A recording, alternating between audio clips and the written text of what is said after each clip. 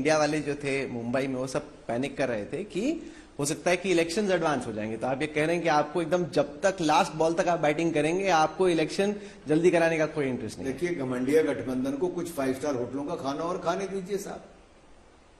इनकी मीटिंगों में कुछ और तो हो नहीं रहा है। एक घमंडिया गठबंधन के नेता जो देश भर के वहां पर आते हैं क्या करते हैं? राहुल जी को कोई मटन बनाना सिखाता है, कोई कहता है कि ये दूसरा नेता यहां पे कैसे आ गया। ये देखिए ना, इनके पास ना नेता है, ना नीति है, ना नीयत है। ये पहले भी इन्होंने महागठबंधन बनाया तब भी कुछ नहीं हुआ, अब भी घमंडिया गठबंधन का कुछ नहीं। आपकी सरकार ने 1 नेशन 1 इलेक्शन के लिए पूर्व राष्ट्रपति रामनाथ कोविंद जी के अध्यक्षता में एक हाई पावर्ड कमेटी बनाई है।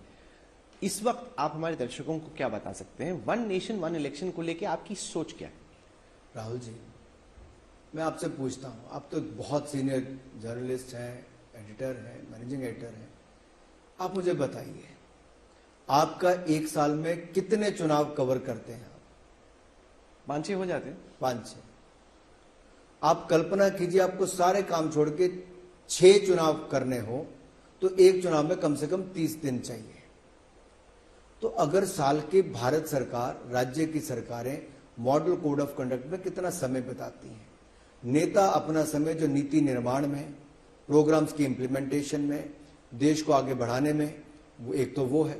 दूसरा, अगर चुनाव एक समय पर होते हैं तो क्या इससे खर्चा नहीं होगा? क्या टैक्स पेयर का पैसा नहीं बचेगा?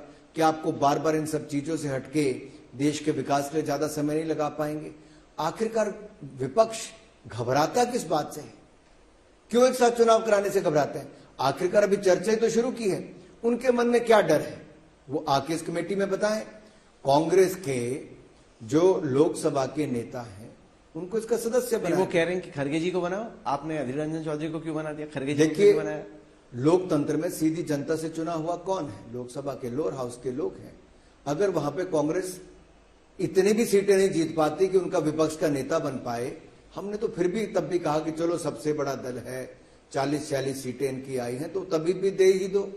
बड़ा मन करके हमने रखा है, हम चाहते हैं कि उनकी भागीदारी हो। हमने G20 में भी देखिए राहुल जी, बड़ा मन करके सभी राज्यों में, यूनियन टेरिटरीज में लेकर गए, 200 मीटिंग्स हुई।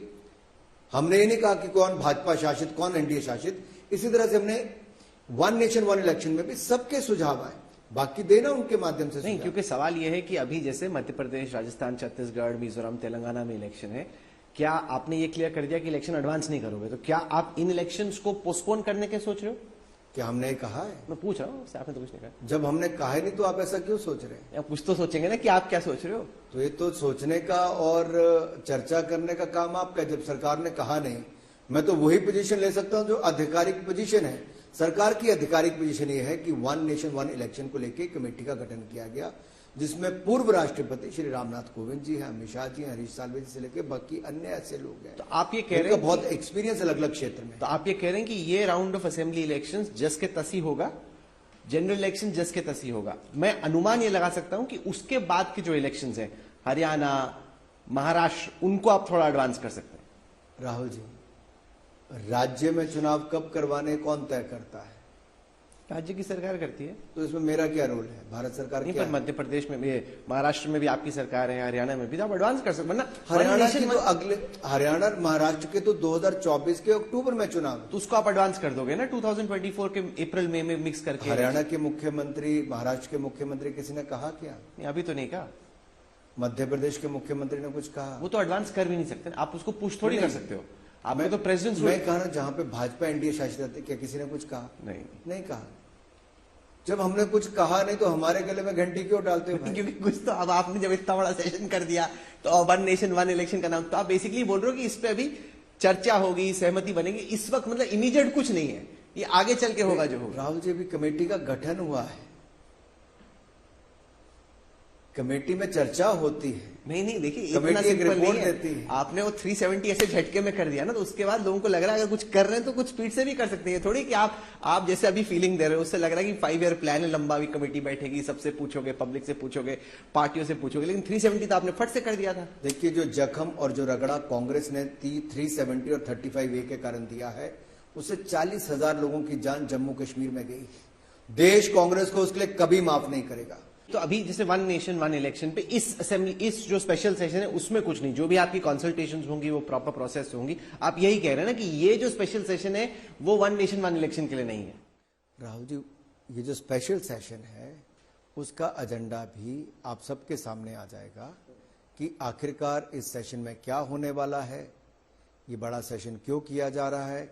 मुझे लगता है हमें कुछ बातों का तो इंतजार करना चाहिए, कई बार शुभ संदेश।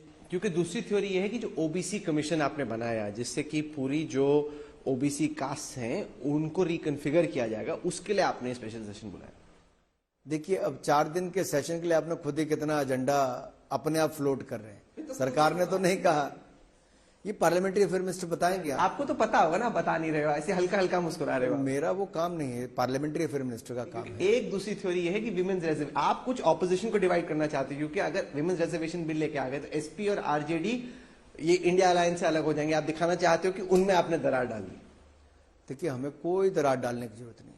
जब टिकट आवंटन का काम शुरू होगा, चुनाव घोषित होंगे, तो आप देख लेना ममता बनर्जी जी बाहर बोर्ड लगा देंगी पश्चिम बंगाल के, no entry to Congress and communist.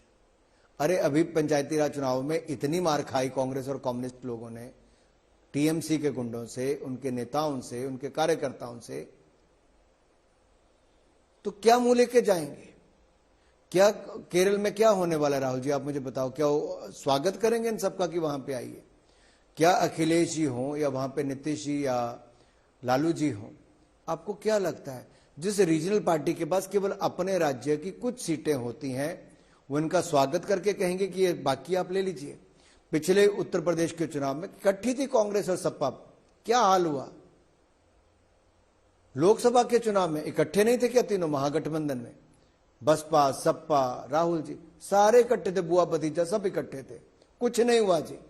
देश की जनता बहुत समझदार है। जब ये 2014 में नहीं हरा पाए, जब इनके पास लूट का इतना पैसा था, करप्शन का इतना पैसा था, और उन्होंने कहा था मोदी नीच है, कभी बिच्छू कहा, कभी क्या कहा, सांप कहा, कभी मौत का सुदागर कहा, कभी चाय बेचने वाला कहा। देश की जनता ने बहुत समझदार है, देश बेचने वाली कांग्रेस को नकार दिया, ईमानदार नरेंद्र मोदी जी को देश का प्रधानमंत्री बना दिया। यही फर्क है। और जनता आज भी जानती है कि स्टेबिलिटी क्या है, स्थिरता क्या है, और स्थिरता ही समृद्ध और संपन्न भारत का निर्माण और सशक्त भारत का निर्माण करेगी। और वो ये भी जानती है कि दुनिया होप भारत में देखती है और भारत में नरेंद्र मोदी जी पे देखती है।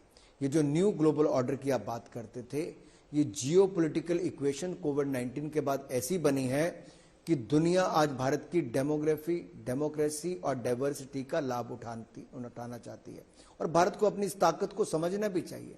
जनता जानती है कि इस डेमोक्रेसी के माध्यम से हम सशक्त सरकार दे सकते हैं।